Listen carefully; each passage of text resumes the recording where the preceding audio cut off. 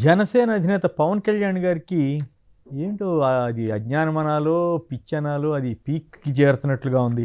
ఏది పడితే అది మాట్లాడుతున్నారు. అయితే తన గురించి తను ఏమైనా మాట్లాడుకునేది వేరే విషయం. కానీ చాలా చిత్రంగా జగన్ నిన్ను అతఃపాతాళానికి తొక్కేస్తా, లేకుంటే నా పేరు పవన్ కళ్యాణే కాదు, నా పార్టీ జనసేన పార్టీయే కాదు అన్నది. ఇది ఎక్కడ కూడా నువ్వు అసలు ఉందే మీరు పాతాళంలో కదా. 2 చోట్ల 2019లో ఓడిపోయారు, భీమవరం గాజువాక. అది జగన్ శక్తి ఏమిటో అప్పుడు మీకు అర్థమై ఉండాలి. మీరు తద్వారా పాతాళానికి వెళ్ళిపోయారు. వెళ్ళిపోయిన వాళ్ళు ఇప్పుడు పైకి రావాల్సిన ప్రయత్నం మీరు చేయండి, తప్పేం కాదు. కానీ ఇప్పుడు తొక్కేసింది ఎవరండి? ఆల్రెడీ చంద్రబాబు గారు మిమ్మల్ని తొక్కేశాడు పాతాళానికి. ఎట్లా? మిమ్మల్ని మీరు కిందసారి 145 నియోజకవర్గాల్లో పోటీ చేశారు కదా. గెలవచ్చు ఓడచ్చు అది వేరే విషయం. ఒక రాజకీయ పార్టీని అభివృద్ధి ఒకప్పుడు బీజేపీకి 2 సీట్లే ఉండేవి. మరి ఇప్పుడు అధికారంలోకి వచ్చేది వెళ్తుంది, 10 ఏళ్ళుగా వెళ్తుంది. అంతకుముందు వాజ్పేయి గారు 5 ఏళ్ళు 6 ఏళ్ళు చేశారు. సో అంటే వాళ్ళు దేశవ్యాప్తంగా వాళ్ళ క్యాడర్ని వాళ్ళ సిద్ధాంతాలని ప్రచారం చేసుకుని వాళ్ళు డెవలప్ అయ్యారు. మరి మీరేం చేశారు? మీరు 140 స్థానాలకు ఇప్పుడు ఈసారి కూడా పోటీ చేయాలి కదా. 170 స్థానాలు కాకపోతే చేసి తద్వారా మీ పార్టీ మిమ్మల్ని అభిమానించిన వాళ్ళని, మిమ్మల్ని నమ్ముకున్న వాళ్ళని మీరు పైకి తీసుకురావాలి కదా.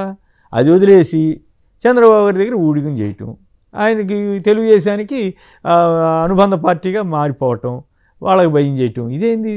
ఇప్పుడు చంద్రబాబు గారు ఎంత తెలివైన వాడంటే ఇటువంటి విషయాల్లో, ఈ మ్యానిపులేషన్స్లో పవన్ కళ్యాణ్ అన్నాయన్ని సీఎం క్యాండిడేట్ కింద పనికి రాకుండా చేశాడు.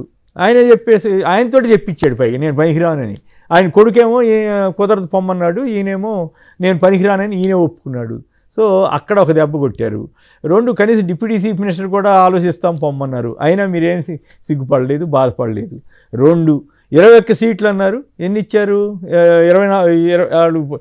జోగి గారు వీళ్ళంతా 60-70 తీసుకోవాలి, సమంగా ఉండాలన్నారు. మీరు కూడా ఏమన్నారు? నేను చంద్రబాబుతో సమానం, తెలుగుదేశం అని ఆయన పక్కనే నడుస్తున్నాను, వెనక నడవట్లేదు అన్నారు. తీరా ఇప్పుడు ఎక్కడున్నారు మీరు? దాదాపు 150 మీటర్లో లేకపోతే కిలోమీటర్ల దూరంలో వెనకన్నారు. ఆయన 144 సీట్లు పోటీ చేస్తుంటే మీరు 24 అని చివరికి 21కి వచ్చి ఆ 21లో మళ్ళీ 10-12 టీడీపీ క్యాండిడేట్లను పెట్టుకుని మీరు పోటీ చేస్తున్నారు. అంటే ఏమిటి దాని అర్థం? చంద్రబాబు గారు మిమ్మల్ని శుభ్రంగా పాతాళంలోకి నెట్టేశారు. ఆ సంగతి మీకు అర్థం కావట్లేదా? లేదు నేను ఒక్కడినైనా గెలిస్తే చాలరా దేవుడా అన్నట్టుగా అట్లా పడి పని చేస్తున్నారా? ఇప్పుడు అది గెలుస్తారా లేదా పిఠాపురం ప్రజలకు అది తేలుస్తారు, అది వేరే విషయం.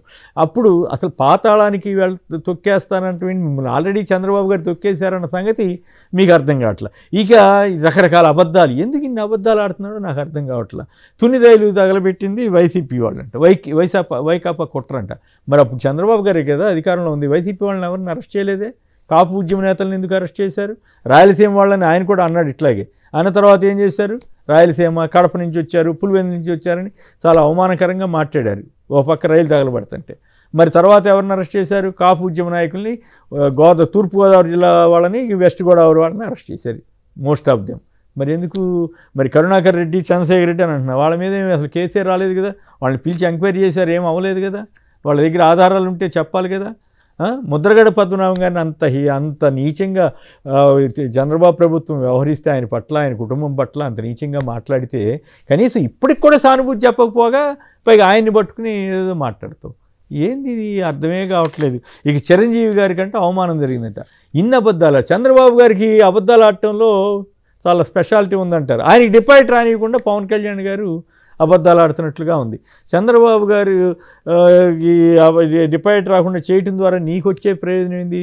తూర్పుగోదావరి జిల్లా ప్రజలు ఏమన్నా పిచ్చోళ్ళు అనుకుంటున్నారా, అమాయకులు అనుకుంటున్నారా? మీరు మీ 10th క్లాస్ నాలెడ్జ్ అంతా ఉపయోగించి ఎన్ని అబద్ధాలు చెప్పినా జనం నమ్మరు. వాస్తవాలు చెప్పండి, ఈ వాస్తవ విధానాలు చెప్పండి, విషయం మీద మాట్లాడండి.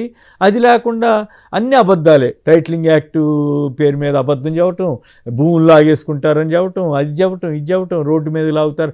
మీరు చివరికి మీరు ఏం చేస్తారంటే పొరపాటున మీరు గెలుస్తారా ఓడతారని పక్కన పెడితే గెలిచినా ఓడినా మీరు ఇంట్లోనే ఉంటారు. మీరు పెద్ద పెద్ద విలాసవంతమైన భవనాల్లో ఉంటారు. మీ నియోజకవర్గ ప్రజలు మాత్రం రోడ్డు మీద మీ దగ్గరికి వచ్చి చేతులు కట్టుకుని రోడ్డు మీద నిలబడాల్సింది. కనీసం ఇంట్లో కూడా రానిచ్చే పరిస్థితి ఉండదు. మీ సినీ నటుల్లో కాస్త డబ్బు సంపాదించుకున్న వాళ్ళ పరిస్థితి అంతే కదా ఎక్కువ మందిలో. సో ఈ విషయాలు తెలియవని కాదు. పై చిరంజీవి గారిని అంత జగన్ గారు అంత చక్కగా అభిమానంగా ఆయన ఇంటికి వస్తే చాలా గౌరవంగా చూసి విందు భోజనం కూడా ఏర్పాటు చేసి సన్మానం చేసి పంపితే స్వయంగా ఆ విషయాన్ని చిరంజీవి గారు ఒప్పుకుంటే ఈయన ఇక్కడికి వచ్చి కన్నబాబు గారు అదనలేదు, లేకపోతే ఇంకోళ్ళు అదనలేదని వాళ్ళ మీద అంటాం. నిన్న కన్నబాబు గారు చాలా గట్టిగానే చెప్పారు కదా. ఎందుకు అసలు ఆ రకంగా అంటమెందుకు? అబద్ధాలు ఆడుతున్నారన్న సంగతి జనానికి ఓపెన్గా తెలిసిపోతుంది కదా. ఆ విషయం మర్చిపోయారు. ఈ చంద్రశేఖర్ రెడ్డి గారి గురించి కన్నబాబు గారి గురించి చెప్తూ నేను అక్కడ చదివాను. ఆయన వాళ్ళిద్దరు అంతు చూడటానికి ఈయన పిఠాపురంలో పోటీ చేస్తున్నాడట. ఎవడన్నా అంతు చూడదలుచుకుంటే చంద్రశేఖర్ రెడ్డి గారి నియోజకవర్గం ఆయన సవాల్ చేశాడు కదా, రా దమ్ముంటే రా కాకినాడ సిటీలో వచ్చి పోటీ చేయన్నారు కదా. సో కన్నబాబు గారు సవాల్ చేయకపోయినా మీరు వెళ్ళి పోటీ చేయొచ్చు కదా, మీ క్యాండిడేట్ని పెట్టే బదులు మీ క్యాండిడేట్కే పిఠాపురం ఇచ్చి. అది చంద్రశేఖర్ రెడ్డి గారు అంత సవాల్ చేస్తే అక్కడ పోటీ చేయకుండా పిఠాపురంలో పోటీ చేసింది దేనికే అంటే వీళ్ళిద్దరు అంత చూడటానికంట. ఏందో అంత తలాతోక వాదనలు, అన్ని పిచ్చి మాటలు, అర్థం పర్థం లేకుండా మాట్లాడటం, ఇవన్నీ చేస్తున్నటువంటి పవన్ కళ్యాణ్ గారు ఇది ఒకటి చెప్పాలి చివరికి. ఆయన మొత్తం బంధుగణాన్ని, అంటే బంధువులు అంటే బ్రదర్లు, మరి చిరంజీవి గారు కూడా వెళ్తారని ప్రచారం జరుగుతుంది, వెళ్తారో లేదో తెలియదు. కానీ ఆయన ఇంకోటి మిథున్ రెడ్డి గారిని పట్టుకుని ఏదో సారా ఇది అని అన్నాడు. నువ్వు వెళ్ళేమో సారా వ్యాపారం చేసే మిథున్ రెడ్డి గారేమో 10 ఏళ్ళు మంచి చదువు చదివి 10 ఏళ్ళు మంచి ఎంపీ పదవిలో ఉండి గౌరవప్రదంగా ఆయన ఉంటే ఆయన మీద అంటారు. సీఎం రమేష్ అక్రమ సారా వ్యాపారం చేసి పైకి వచ్చాడని అందరూ అంటుంటే ఆయన పక్కకి వెళ్ళేమో ఆయన పక్కన కూర్చుని చిరంజీవి మత్తిస్తాడు, ఈయన వెళ్ళేమో ర్యాలీల్లో పాల్గొంటాడు.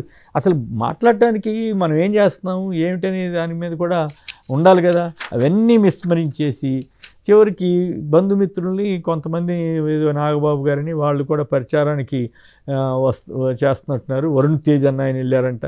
మరి ఇంతకీ మరి పోతిన మహేష్ గారు అడిగినట్లుగా మీ సతీమణి గారిని కూడా ఎందుకు తీసుకెళ్ళట్లేదు, అక్కడ ఈ గృహప్రవేశం చేశారు కదా ఎందుకు పెట్టలేదనే దానికి మాత్రం ప్రజలకి సమాధానం దొరకట్లేదు.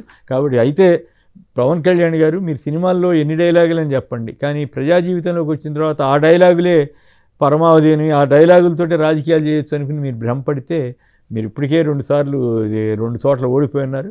ఇప్పుడు ఆ పరిస్థితి రాకుండా ఉండాలంటే కాస్త నిజాలు మాట్లాడండి, కాస్త పద్ధతిగా వ్యవహరించండి.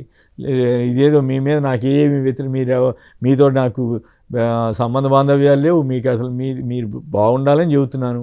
లేదు నేను ఎవరి దగ్గర ఎవరికో ఊడిగం చేసుకుంటాను, జనసేనని పాతాళానికి తొక్కేసినా సరే పర్వాలేదు అని మీరే వెనుపోటు పొడుచుకుని చంద్రబాబు గారు ఇప్పటికే తొక్కేశారన్న సంగతి మర్చిపోయి జగన్ గారిని తొక్కుతానని మీరు భ్రమపడుతున్నారని మాత్రం చెప్పక తప్పదు.